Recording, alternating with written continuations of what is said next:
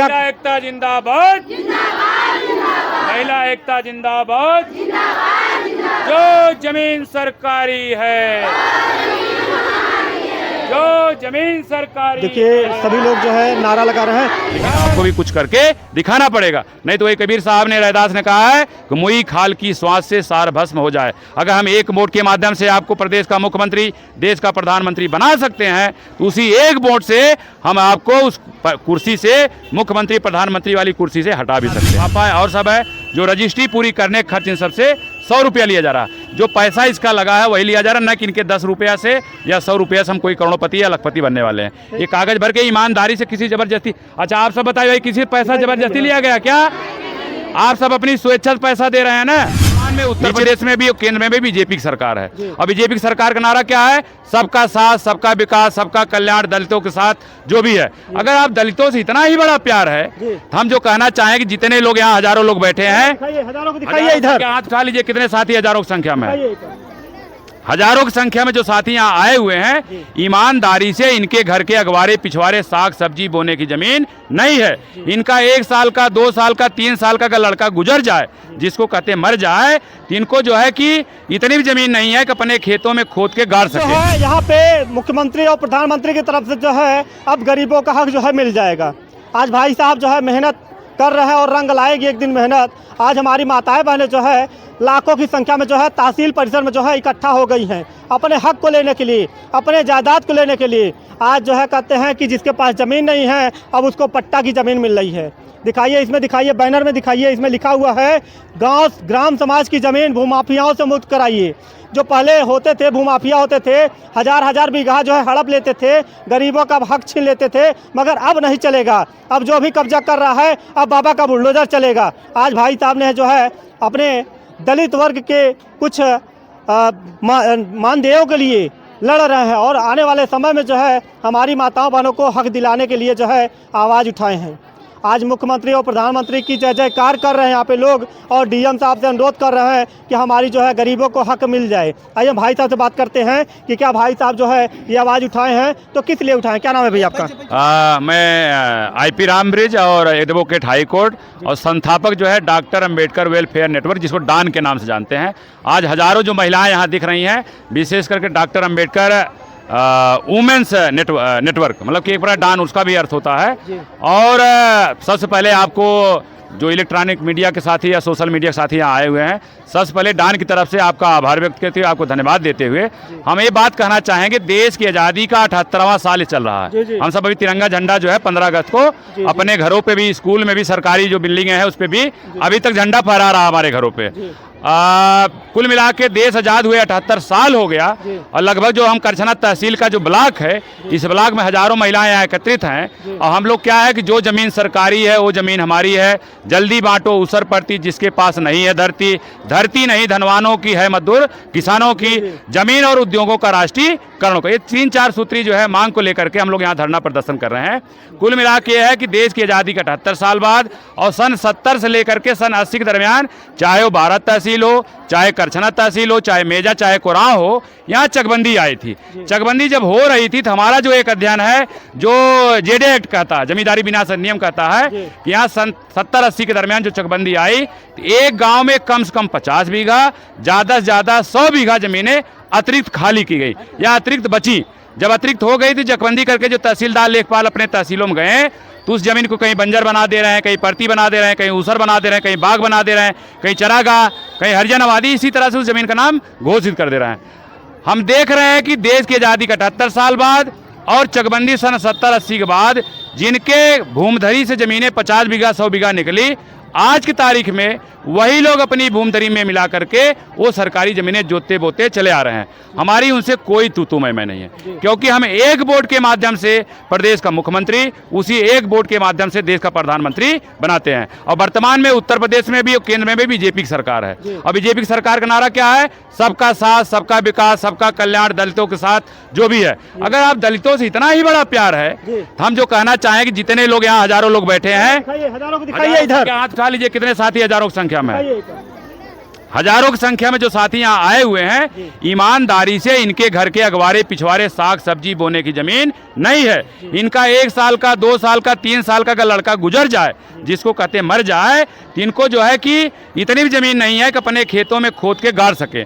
मतलब कि आज भी देश की आज़ादी के 78 साल बाद ये सभी लोग भूमिहीन खेतिहर मजदूर हैं।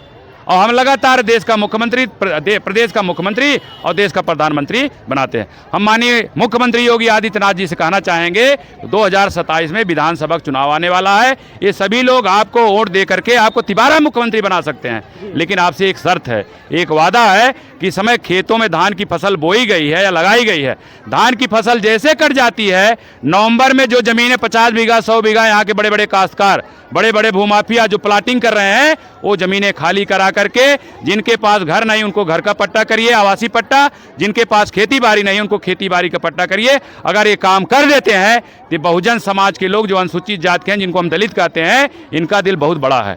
निश्चित है आपको एक मुफ्त वोट दे करके तिबारा आपको प्रदेश का मुख्यमंत्री बना सकते हैं, लेकिन आपको भी कुछ करके दिखाना पड़ेगा। नहीं तो वही कबीर साहब ने, रैदास ने कहा है कि मुई खाल की श्वास से सार भस्म हो जाए। अगर हम एक वोट के माध्यम से आपको प्रदेश का मुख्यमंत्री, देश का प्रधानमंत्री बना सकते हैं, तो उसी एक वोट से हम आपको उस कुर्सी से, मुख्यमंत्री प्रधानमंत्री वाली कुर्सी से हटा भी सकते हैं। तो निश्चित है। एक सवाल और कहेंगे, जो हमारी यहाँ की माताएं बहनें आई हैं तो अपना हक मांगने के लिए जो है आप उनके सहयोगी हैं, आप उनका जो है सहयोग कर रहे हैं, तो क्या इसमें कोई भी प्रकार का जो है पैसे का लेन देन तो नहीं है? नहीं, यहाँ पे पैसे के जो लेन देन है, अभी हमारे बीजेपी के पूर्व जो है एमएलसी है निर्मला पासवान, जो अभी हम सब जो है गए थे, कौन सा गांव भाई, उस गांव वाले आए हैं नौड़िया तरहार में।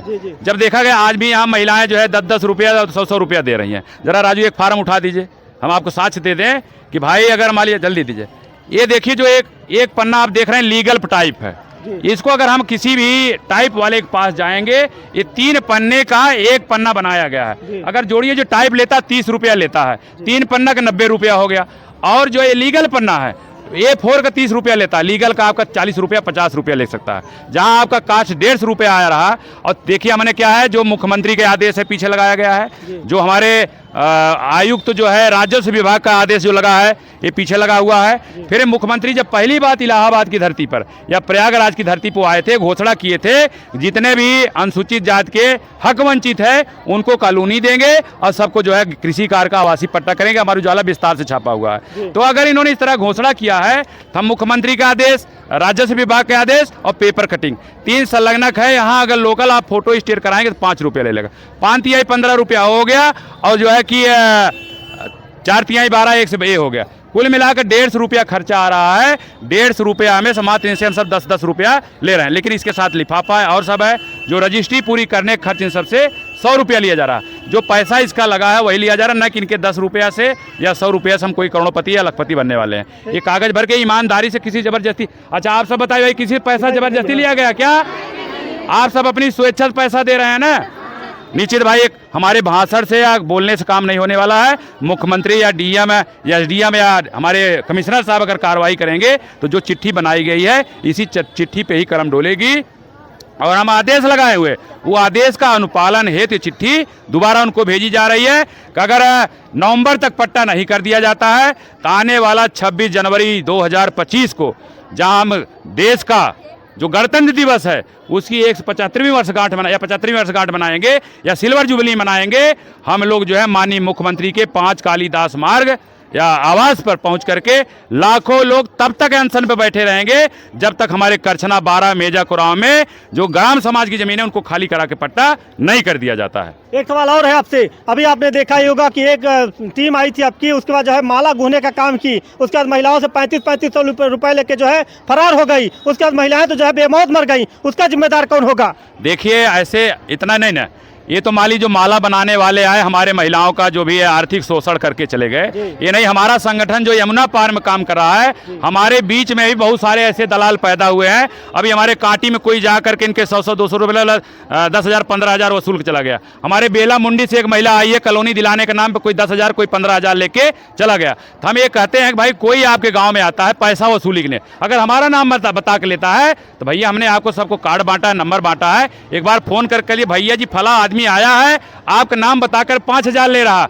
10,000 ले रहा, तो मैं पूछ लूँगा भैया आप कौन हो, कैसे हो, मैं मना कर दूंगा। नहीं, तमाम इस तरह से चमचागिरी करने वाले या दलाली करने वाले गली मोहल्ले में घूम रहे हैं। वो देख रहे हैं कि राम ब्रिज गौतम के साथ हजारों महिलाएं, लाखों महिलाएं हैं, चलिए इन्हीं को मोहरा बना करके पैसा वसूली कर लेता। आप सबसे हाथ जोड़ के प्रार्थना करते हैं, ऐसे दलालों के चक्कर में मत पैसा खर्च करिए, क्योंकि आप धान लगा के, लेहा लगा के, मजदूरी करके 2 पैसा आता है, तो उसको जहां लगाइए ईमानदारी से, वास्तव में जहां खर्च हो रहा वहां लगाइए। तो मैं ऐसे लोगों से सावधान रहने से इनको हमें सचेत करना चाहेंगे इस तरह। अच्छा, एक सवाल और है, लोग ये भी चर्चाएं कर रहे हैं कि अब गरीब लोगों का जो है पैसा शोषण करके जो पैसा खा रहे हैं वो कभी उनके बाल बच्चे सुखी नहीं रहेंगे, क्या कहेंगे आप? आपने निश्चित कहा है कि कबीर साहब ने कहा है कि साधु ऐसा चाहिए, अब दुर्जन को न सताइए, जाकी मोटी है और मुई खाल की श्वास से सार भस्म हो जाए।